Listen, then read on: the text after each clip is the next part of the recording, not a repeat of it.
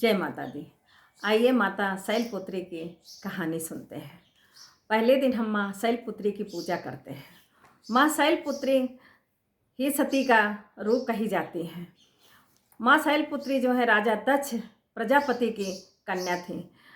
दक्ष ने अपने पिता के कहने पर, उनके पिता ब्रह्मा जी थे, ब्रह्मा के कहने पर अपनी पुत्री का विवाह महादेव जी यानी शिव जी से किया था। परंतु दक्ष अपने दामाद यानी महादेव जी को पसंद बिल्कुल भी नहीं करते थे। उनकी जीवन शैली, उनका रहन सहन राजा दक्ष को बिल्कुल भी पसंद नहीं था। एक बार राजा दक्ष ने एक बहुत बड़े यज्ञ का आयोजन किया।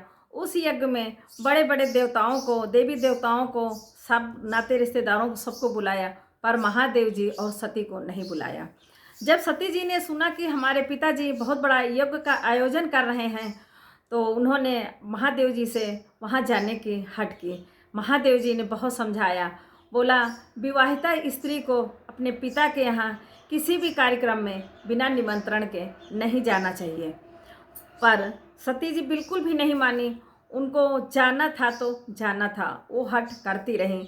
जब शिव जी ने देखा कि पार्वती जी को अपने परिवार से, अपने घर वालों से मिलने की बहुत इच्छा है, तो उन्होंने उनको जाने दिया। जब सती जी वहाँ गईं तो उनके जाने पर किसी ने प्रसन्नता जाहिर नहीं की, कोई खुश नहीं हुआ, कोई सम्मान नहीं किया। सिर्फ माँ ने बेटी को देखकर खुशी जाहिर की और हाल चाल पूछा। यज्ञ प्रारंभ हुआ।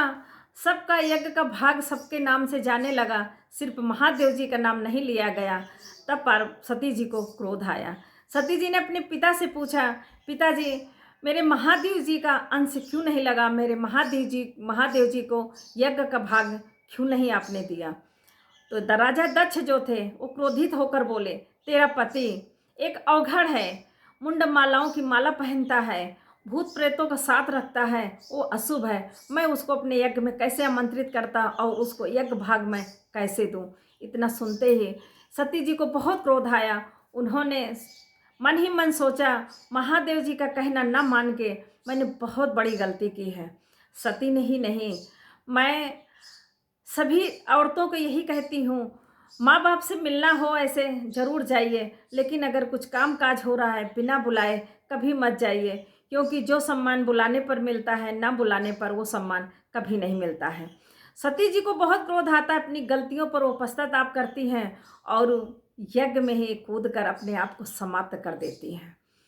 ऐसा देखकर हाहाकार मच जाता है। जब महादेव जी को ये खबर मिलती है तो अपने गणों को भेज देते हैं और गढ़ जो उनके होते हैं वो जाकर पूरे यज्ञ का तहसा नहस मचा देते हैं। और शिव जी तांडव करते हैं, बहुत क्रोधित होते हैं और माता सती का अंग जो अपने कंधे पर रखकर पूरे ब्रह्मांड में घूमने लगते हैं, अशक्त हो जाते हैं। वो विरह में की अग्नि में ऐसे जलते हैं, उन्हें कुछ नहीं दिखता है। जब भगवान शंकर जी की ऐसी स्थिति हो जाती है तो संसार की गति रुकने लगती है। तब विष्णु जी ने अपने चक्र सुदर्शन से माता सती के अंगों को काट काट गिराना शुरू कर दिया और वो अंग जहाँ जहाँ गिरे वही शक्तिपीठ, आज वही उन्हीं को हम शक्तिपीठ कहते हैं और वो शक्तिपीठ कहलाए हैं।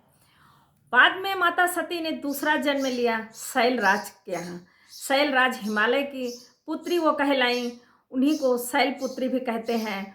माता पार्वती के रूप में हिमालय के यहाँ जन्म लिया, उन्हें पार्वती हेमवती भी कहते हैं। ये थी शैलपुत्री माँ की कहानी। आप लोगों को माता शैलपुत्री की कहानी कैसी लगी कमेंट करके ज़रूर बताइएगी। जितना मुझे आया उतना मैंने बताया। ज़्यादा ज्ञान मेरे पास नहीं है और माता के लिए तो बिल्कुल भी नहीं है, क्योंकि उनके तक पहुंच पाना हम मानव के बस की बात नहीं है। मैं जितना अपने ज्ञान से जितना मैं समझ सकती थी उतना आप लोगों को बताया।